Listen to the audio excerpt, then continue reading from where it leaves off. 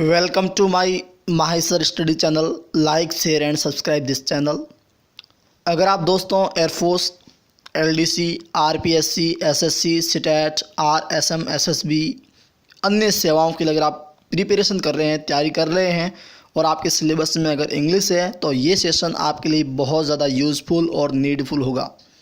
दोस्तों मेरी आपसे गुजारिश कि आप इससे पहले वाले जितने भी मेरे सेशंस हैं वो सारे आप देख लें, ताकि आपको थोड़ा पीछे का नॉलेज भी आपके आ जाएगा और बाकी आप बैक टू बैक आराम से पढ़ सकते हैं। दोस्तों हम बात करें इस सेशन में पास्ट परफेक्ट टेंस की, जो कि आपके एग्ज़ाम के लिए बहुत ज़्यादा इम्पोर्टेंट है। यानी कि अगर टेंस, हम लोग कहते हैं कि हमें टेंस आता है, लेकिन मैं कहता हूं आपको टेंस नहीं आता है, क्योंकि टेंस हम बेस जानते हैं लेकिन हम उसका यूज़, उसका क्वेश्चन को कैसे अटेंड करना ये हम नहीं जानते हैं। दोस्तों सिलेक्शन पढ़ते सब हैं, लेकिन सिलेक्शन उन लोगों का ज़्यादा होता है जो लोग समझते हैं कि क्या पढ़ना है और क्या नहीं पढ़ना है। तो दोस्तों चलते हैं हम अपने टॉपिक पे। अपना टॉपिक है आज का पास्ट परफेक्ट टेंस, और पास्ट परफेक्ट टेंस आपके लिए बहुत ज़्यादा यूज़फुल। जैसे ही आपके माइंड में पास्ट परफेक्ट टेंस आता है दोस्तों, आपको याद आना चाहिए हेड प्लस वर्ब की थर्ड फॉर्म। इसकी हेल्पिंग वर्ब है हेड, सिंगुलर हो चाहे प्लूरल हो हेड आएगा, और हेड के बाद हमेशा वर्ब की थर्ड फॉर्म ही आएगी। दोस्तों अगर इस टेंस का पैसिव वॉइस बनाना चाहें हम, तो हम पैसिव वॉइस के अंदर हैड बीन प्लस वर्ब की थर्ड फॉर्म यूज कर सकते हैं। समझ गए दोस्तों? यानी कि एक्टिव वॉइस का सेंटेंस रहता है तो हैड थर्ड फॉर्म, और पैसिव वॉइस में हैड बीन थर्ड फॉर्म। इसके बाद दोस्तों हम देखते हैं कि इस टेंस का यूज क्या क्या है, और इसको हम अगर क्वेश्चन आएगा एग्जाम में तो हम किस प्रकार से इसको अटेंड करेंगे। ये कंपटीशन एग्ज़ाम और अदर एग्ज़ाम सबके प्रकार सभी प्रकार से ये बहुत ज़्यादा इम्पोर्टेंट सेशन है। दोस्तों इसका यूज हम देख लेते हैं। यूज़ ये है, इसका यूजेस देखिएगा। इसका यूज उस कार्य को बताने के लिए होता है जो भूतकाल के किसी अन्य कार्य से पूर्व संपन्न हो चुका है। वापस सुनिए दोस्तों, इसका यूज उस कार्य को बताने के लिए होता है, उस कार्य को बताने के लिए होता है जो भूतकाल के यानी कि पास्ट में किसी अन्य कार्य से पूर्व, यानी कि जो पास्ट में कार्य पूरा हुआ है उससे जस्ट पूर्व कोई और भी कार्य पूरा हुआ है, यानी कि पास्ट में हुए कार्य से पूर्व संपन्न कार्य होता है, उसको एक्सप्रेस करने के लिए पास्ट परफेक्ट टेंस यूज किया जाता है। दोस्तों ये लाइन तो बस सिर्फ समझने के लिए है। मेन आपका जो क्वेश्चन आएगा तो वो समझिएगा।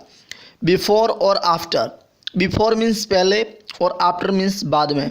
बिफोर से पहले पास्ट परफेक्ट होगा तो बिफोर के बाद दोस्तों पास्ट सिंपल आएगा, यानी कि बिफोर से पहले हैड थर्ड फॉर्म है तो बिफोर के बाद वर्ब की सेकंड फॉर्म आएगी। कहने का मतलब बिफोर से पहले पास्ट परफेक्ट तो बाद में पास्ट सिंपल। इसी प्रकार आफ्टर से पहले पास्ट सिंपल आएगा तो यहाँ पे आफ्टर के बाद में पास्ट परफेक्ट आएगा, यानी कि हैड थर्ड फॉर्म आएगा। ये जो इक्वेशंस मैंने आपको दिए हैं ये बहुत ज़्यादा इंपॉर्टेंट है। मैक्सिमम अगर आपका सवाल आएगा इस टेंस का तो इसी प्रकार से आएगा। मैं कुछ क्वेश्चनों को अभी आपके सामने बताऊंगा, आपको सॉल्व भी करूंगा दोस्तों, आपको सब कुछ डेटा समझ में आ जाएगा। तो दोस्तों बस आपको ये समझना है और याद करना है, सब कुछ हो जाएगा। एग्जाम्पल देखिएगा इसका। She had shown her work to her mom. उसने अपनी मम्मी को दिखाया है। क्या दिखाया है? अपना काम। बिफोर की पहले हर फादर। और अब देखो यहाँ वर्ब है आपके अराइव, और अराइव का मतलब होता है पहुँचना।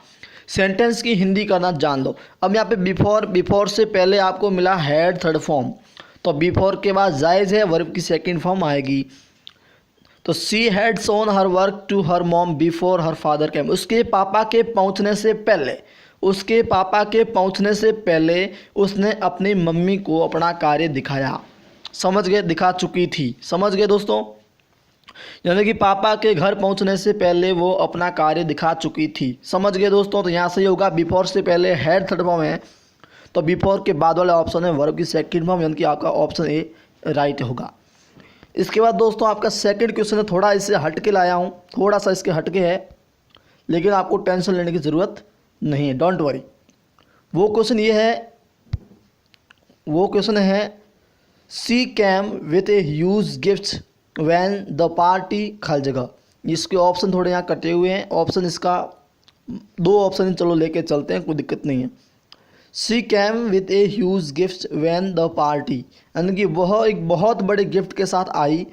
और कब आई? जब, वैन मिल जब द पार्टी फिनिश हो चुकी थी। वॉज के बाद वर्ब की फर्स्ट फॉर्म नहीं आती तो सही होगा का हैड फिनिश्ड, यानी कि वैन के पहले वर्ब की सेकंड फॉर्म है। तो मैंने आपको कंसेप्ट बताया था कि वैन के एक तरफ वॉज वर आईएनजी है तो एक तरफ आपके वर्ब की सेकंड फॉर्म आएगी। लेकिन यहाँ देखिए इस सेंटेंस का हिंदी अर्थ देखिए, सी कैम वो आई विथ ए यूज गिफ्ट, एक बहुत बड़े गिफ्ट के साथ आई। वैन जब the party was had finished, जब पार्टी समाप्त तो हो चुकी थी तब वो आई। वो चुकी थी और चुका था चुकी थी, पास्ट परफेक्ट। समझ गए दोस्तों। आगे हम बढ़ते हैं अगले क्वेश्चन पे। अगला क्वेश्चन हमारा है Raju was at my home. यहाँ देखो वॉज आया, वॉज के बाद कोई मेन वर्ब नहीं, इसका मतलब वॉज है एक बी वर्ब है। कौन सी वर्ब दोस्तों? अभी मैं आपको इसी सेशन में बी वर्ब का कंसेप्ट बताऊंगा। Raju was at my home, was के बाद कोई मेन वर्ब नहीं है, इसका मतलब वॉज यहाँ पे बी वर्ब है। तो राजू घर पे था, राजू मेरे घर पे था। वैन जब, खाली जगह यू, जब वैन से पहले वर्ब की सेकंड फॉर्म है, बी की सेकंड फॉर्म वॉज है, तो यहाँ वैन के बाद में क्या आएगा? वर्ब की सेकंड फॉर्म आएगी। अब देखो यहाँ अगर आप ये हैड रिच्ड भरते हो तो क्या अर्थ सही आएगा?